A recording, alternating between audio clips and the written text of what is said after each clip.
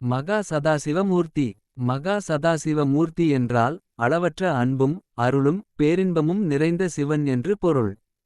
இவர் எப்போதும் அருள் பாலிக்கிறார். இந்த மகா சதாசிவருக்கு 25 தலைகள் 50 கைகள் மற்றும் 75 கண்கள் இருப்பதாக புராணங்கள் கூறுகின்றன. இந்த வடிவம் சிவனின் அளவற்ற சக்தியையும் அவர் எங்கும் நிறைந்து இருக்கிறார் என்பதையும் குறிக்கிறது.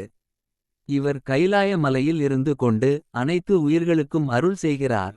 அதனால்தான் இவரை அனுக்கிரக மூர்த்தி அருள் செய்யும் கடவுள் என்றும் அழைக்கிறார்கள். இவரைச் சுற்றி பல சித்தர்களும் முனிவர்களும் ருத்திரர்களும் எப்போதும் வணங்கிக் கொண்டிருப்பார்கள். இவருடைய முழு உருவச் சிலைகள் கோவில்களில் குறைவாகவே இருக்கும்.